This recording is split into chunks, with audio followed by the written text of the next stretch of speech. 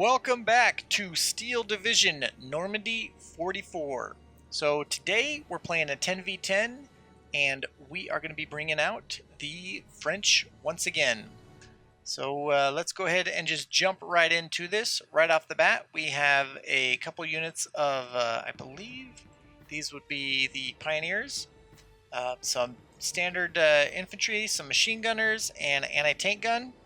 Over here on this right flank, we have the AMM-8, which I really enjoy bringing early on, and then another anti-tank gun. Let's go ahead and get this game started. Get it going pretty quick here, and then we'll slow it down once we start moving. And of course, we bring in one more machine gun. So our goal here is to move up into this town and secure this town and just kind of push out along this these tree lines here and hold this MSR, this road.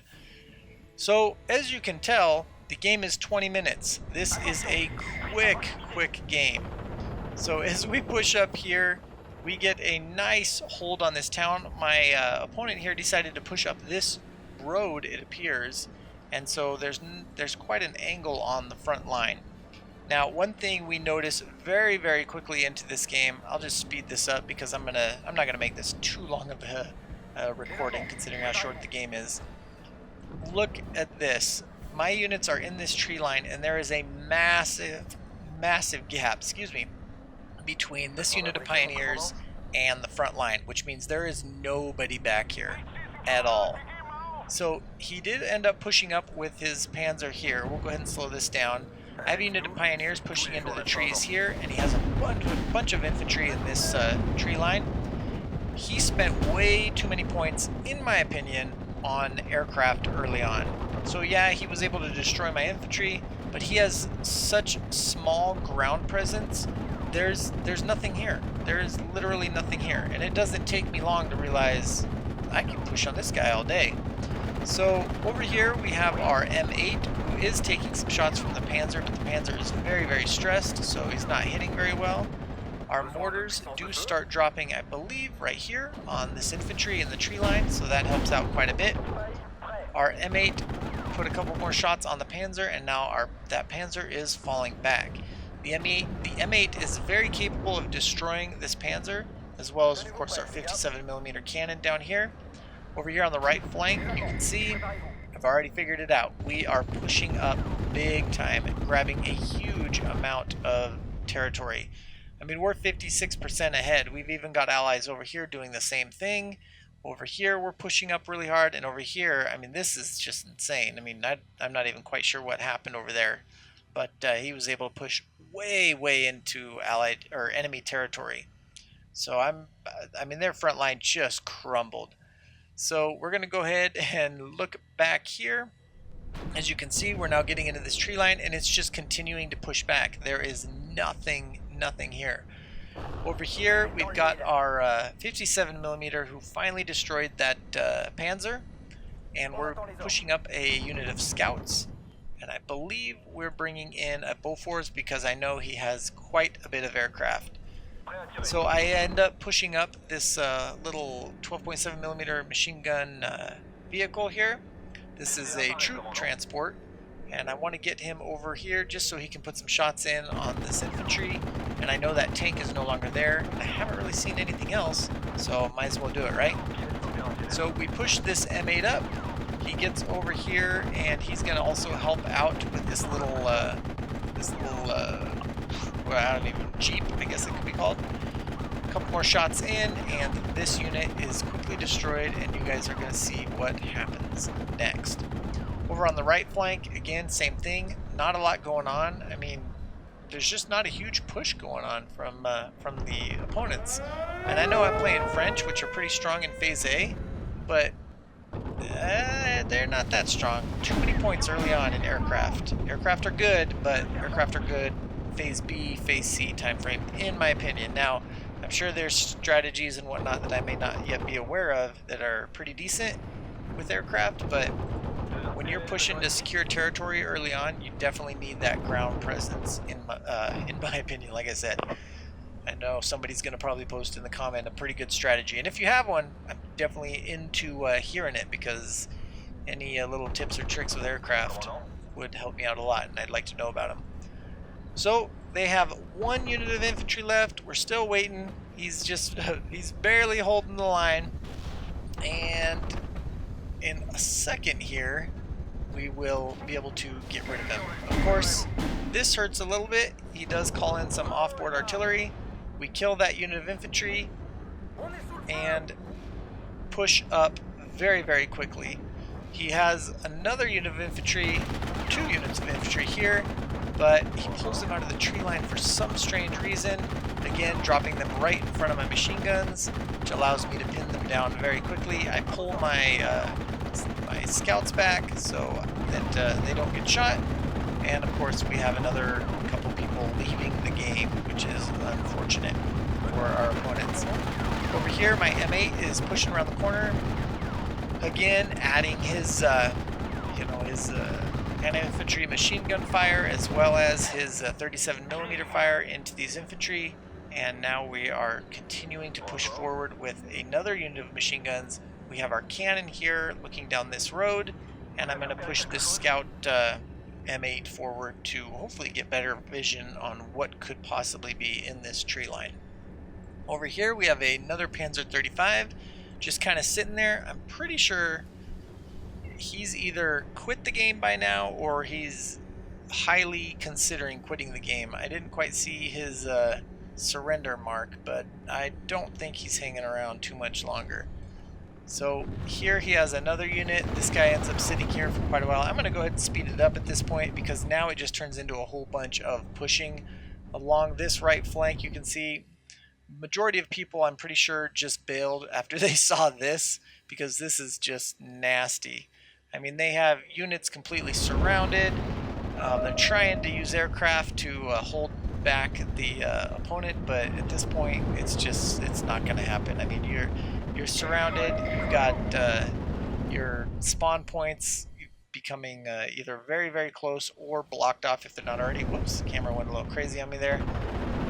This is just not turning out too well for them. So over here you can see I'm now pushing up with all of my infantry. Every single unit just about is starting to move forward. Machine gunners moving forward. We've got machine gunners there. My ally to the right here, Bob, is also pushing forward with some infantry. And so now we are just closing the gap. I have a M10 that just came in, and I'm going to use this guy to hopefully peek around this corner here with this scout unit, see what's up there, and help us push them out. And sure enough, it's one unit of infantry, which is not going to last long against all the machine guns that we have right here. So of course you can see this front line just sank again. We have a unit of scouts standing in the middle of the road, and this is the point where I guarantee you my opponent is no longer playing. So there's a bunch. He hasn't dropped another off-board artillery. He only did the one right there. I'm pretty sure at this point he quit, and now we're going to start seeing a whole lot of people surrendering. 61% map control, and it's just time to push. So we'll go ahead and speed this up a little bit. I brought a Spitfire in because I want to use it to take out this infantry. Oh no, these are moving, so somebody's still around. I can't say he quit yet. So he's still in. I don't know what he's doing, but he's still in. So he's bringing these guys up, slow this down a little bit, take out those the scouts with my aircraft. And now we have a 57mm coming up to this tree line, which of course is going to be very bad news for these two vehicles. The M10 is moving forward, and he can see this Panzer, so that is going to be a little bit of trouble. He's going to continue pushing forward, and then of course I have my aircraft that are basically just flying for air superiority. They're not really shooting at anything too much. They are a little bit, but just to kind of add some stress. Mortars dropping on this half track, and of course the 57mm taking out that tank. And one of these two, who's gonna win? Who's gonna win? I didn't see which one got the shot. I'm thinking it might have been the M10, but they ended up destroying those two vehicles, and as you can see, bye-bye front line. So once that happened, of course, now it is time for, once again, well, these guys are just sitting there. That is not a good thing. It's time for, once again, everyone to just push up. Mortars are still firing at a destroyed tank, but hey, whatever. As you can see here, everything is now attack moving, so we'll go ahead and speed it up. And once everything is attack moved, these pioneers all drop out, and now they also start the same thing. This is my opponent. Okay, so now he is gone. He has officially left the game. Now we're pushing up here. We have the whole front line here, and we'll go look at some of our allies here to see what they're doing. This is this is the guy that just left. So basically, it's just mopping up. I mean, all across the battlefield, you can tell everybody's either quit or about to quit. We have 3 minutes left in the game. We have 66% of the map. We're pretty much just playing against abandoned units. There's a couple people still trying to just barely hang on, but unfortunately a bunch of their allies quit, and so of course that just that doesn't boost morale that high, and players tend to just drop pretty fast. So we'll slow it down a little bit for this last minute. As you can see, we have a huge amount of the map. I mean, yeah, this is unfortunate. Over here on our, whoops, whoa, crazy camera. On our section, I pushed back here, tried to get all the way up to where they could bring in reinforcements. And so we now have these two areas. Nothing can come in over here, but it's game over. So that was a very fast game. Rather unexpected, in all honesty. Usually the Axis does pretty well, but not that time.